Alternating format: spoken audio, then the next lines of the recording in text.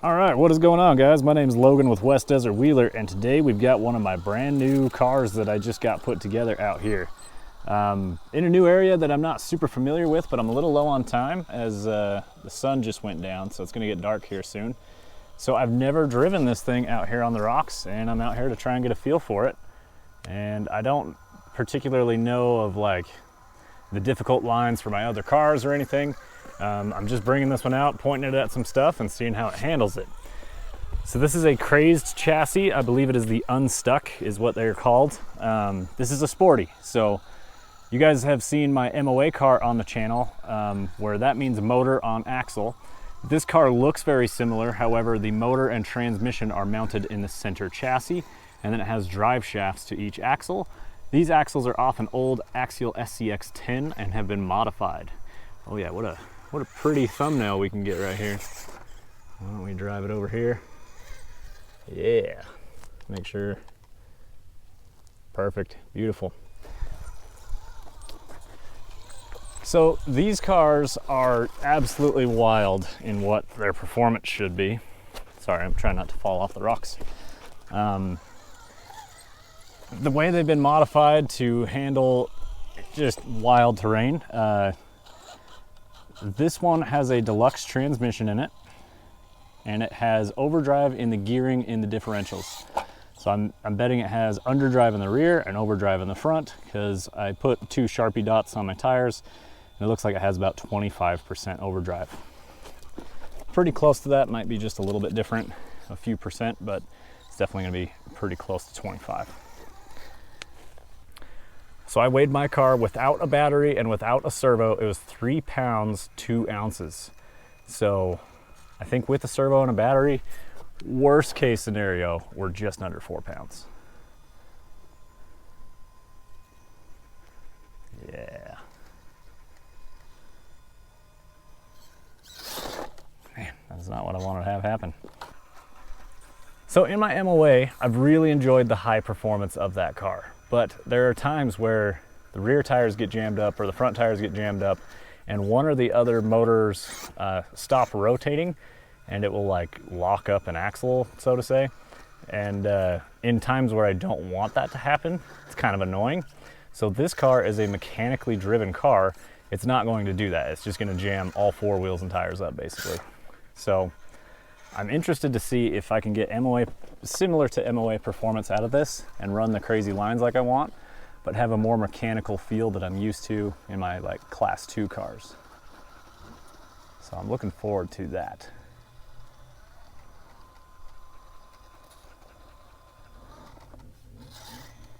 Reversing with high overdrive in the front end is always a little weird. It will dog leg and do funny things with your suspension. This car does have a good amount of punch. I'm just really creeping it today. Ouch. So I purchased this car as a roller from an individual on Facebook, and I did get this used. And so like I mentioned, it was a roller, so I had to add my own electronics package in this. Now, most competitors in the sportsman class or shafty class or sporty, whatever phrasing your locals call it, most competitors run a brushed setup, but I'm a big fan of centered brushless motors. So this, I put a Castle ESC in it. It's the Castle Micro, because these cars you want to be very weight conscious on. I did a Castle Micro and then a Holmes Puller Pro Stubby at 2700 kV. Now I'm running a fairly small pinion on here because that's the only one I had for the build at the moment. But I'm pretty happy with how it's crawling so far, and of course it should have plenty of torque with that Holmes Puller motor. It is the Stubby to try and keep things a little more, keep weight conscious. I really don't expect to do this, but it might blow my mind here. Ooh, there's a good chance it could. Dude, this is over 1 foot tall vertical. Getting a little concerned on the, because there's nothing behind it. Woo! There's a drop down here I don't want it to go off of, but it was looking really good. And then for the servo, I've been wanting to try one of these. My buddy Luke has had a few of them, and is the Shift RC X2 servo. It's direct powered, and they're extremely fast. So I'm definitely like in the Servo, it's direct power because the Castle ESC does not have a good BEC internally. So I would either have to add an external BEC, but I decided to just go direct power and save myself a little bit of the headache. Man, I would love to get this climb. So my MOA, I would lock in front and dig, and I would pull the front up. However, this car in this class is not allowed to have dig.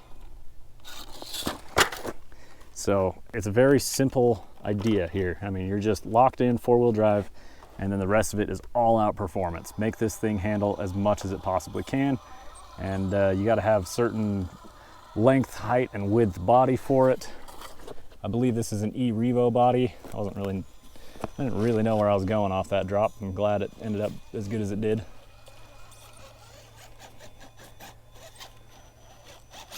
So let's take a reverse. So like I say, just getting a feel for the car here. Carbon wheels, you might notice the offset is different on the wheels. They're the same wheel, they've been flipped around because the front axle has been widened with aftermarket parts, and then the rear axle is the standard width SCX10 width, and then the difference ends up being just about that wheel flipped around. So pretty cool. The track width's really close, but it is slightly narrower in the rear. But these cars are just wild with the all-out performance that they go for on these. Like I mentioned, they are weight-conscious builds, so you want to keep it lightweight and then throw the weight where you need it, which basically means weight hangers on the front knuckles. Oh, settle, settle. That's not how I wanted it to settle. Another big aspect of these style cars is people love to modify the tires to make them exactly what they want, and these tires have been modified. There's a cut line right down the center, and they have narrowed the width of the tire for this car. So this has narrowed pin tires, and these are Voodoo tires, and I can't remember the exact name of them, and I can't read them from my view. I'm out right now. Sorry, I had a motorcycle go running past me here. So we're gonna try a slightly different line. Ooh, lifting that tire way up in the air. Dropped it down. Now these axles and knuckles will allow the front steering to turn way sharper than the CVs will allow. And I had to set my endpoints pretty low. They're down to like 60% of what the Servo will throw. So I can turn much sharper, but the CVs can't handle it. So pretty impressive what these things are capable of. So far, pretty happy with it. I need to try it on more obstacles that I'm familiar with. In my area, there aren't a ton of Sporty drivers, but there are some guys not too far from here out near Vegas that run a Sporty and MOA class competition every now and then. So I was hoping that I might actually run down there occasionally and hit a couple comps and potentially get to use my Pro and my Sportsman car now. Let's see what's going on with this. Shit, that didn't feel good.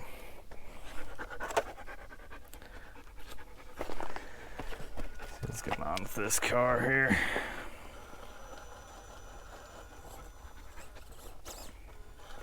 So yeah, let's turn out right and then use our servo to break traction. So this isn't a reverse.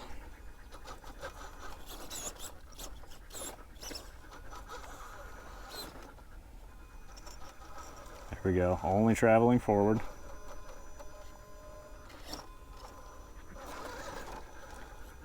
I'm trying to get this front tire to hook and pull me up here without breaking a CV. There it is, there it is. That was a wild line. All right. Well, we are starting to run low on light here, and I know that the GoPro won't handle the dark really good. So I'm noticing a little bit of torque twist. Maybe that's something I can look into to see if I can solve it somehow. A little more tuning. Let's see if I can try this like almost full 180 line up this. It's got that front hooked, but I don't think it's gonna hold. Oh, that was close. Just the timing on the turn. All right, so we're gonna try this turn one more time. Not a ton of content for you guys, but just out here exploring stuff with the new car.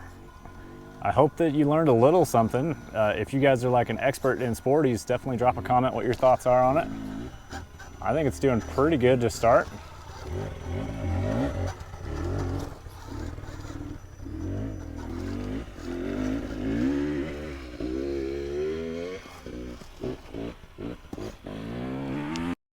So we're going to take a slightly different lineup here.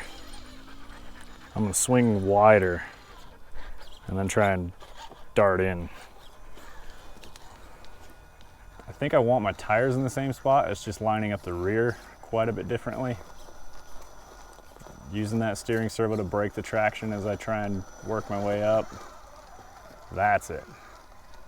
Now I can use that far side rock on the passenger front as a hook. Or not.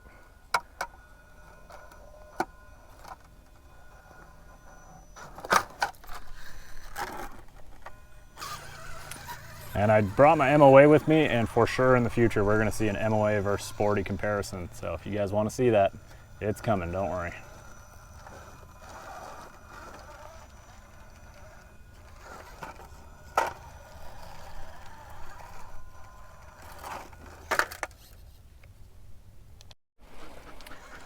We're out of light. My name is Logan with West Desert Wheeler. We will see you guys in the next one. As always, keep the rubber side down.